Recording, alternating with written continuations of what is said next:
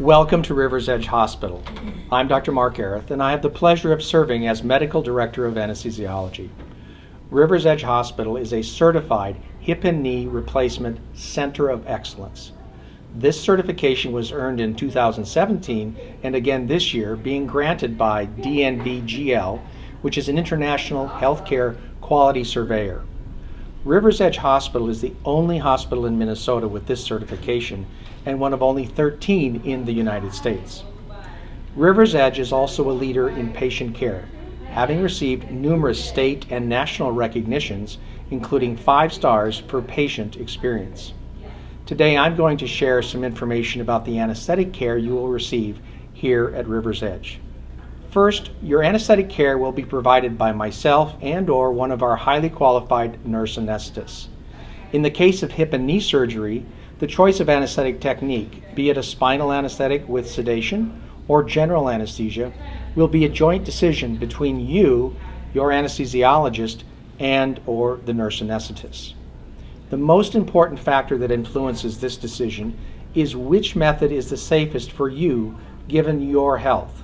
We consider your pre-existing medical conditions, the medications you are taking, and any prior anesthetic experience. If both techniques are equally safe, then it comes down to your preference.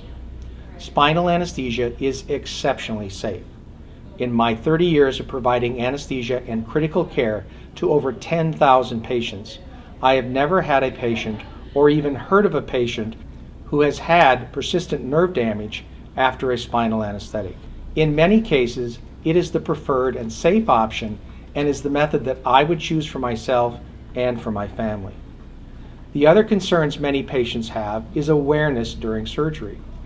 Whether you receive a spinal or a general anesthetic, you will receive up to 4 different medications to ensure that you don't recall the operation. The majority of patients undergoing hip and knee surgery at Rivers Edge receive intravenous sedation so you're not aware or recall what is happening in the operating room, combined with a spinal anesthetic. This is the most popular because we add narcotic medication to the local anesthetic for the spinal, which adds to and provides significant postoperative pain relief. In the case of knee surgery, we often add an additional procedure whereby we deposit local anesthetic around the nerves that provide sensation to the knee. This is called a sciatic or adductor block and generally provides excellent pain relief for up to 24 hours. We frequently perform a similar procedure if you're having shoulder surgery as well.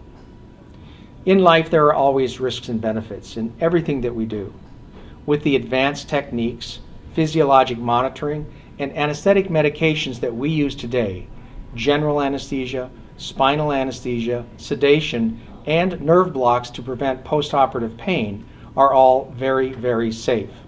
Our primary goal is to always deliver the safest anesthetic possible during your operation. Secondly, we want our anesthetic choices to give you the best possible pain relief after your operation. Either myself or one of the nurse anesthetists will visit with you preoperatively to review your health conditions and to discuss anesthetic options and the plan for postoperative pain relief. In the operating room, you will meet others on the surgical team, and we on the anesthesia care team will begin monitoring your heart rate, your blood pressure, respirations, temperature, and blood oxygen. If you've selected a spinal anesthetic, again, which in many cases is the safest option, that will be placed only after you are sedated with 2 or more medications to make you relax. With the spinal or general anesthetic initiated, the surgical staff will prepare your joint for surgery. Immediately following the operation, you will be transported to the recovery room for a brief period of time under the watchful eye of our recovery room nurses. Once your recovery is progressing, you will be moved back to your room.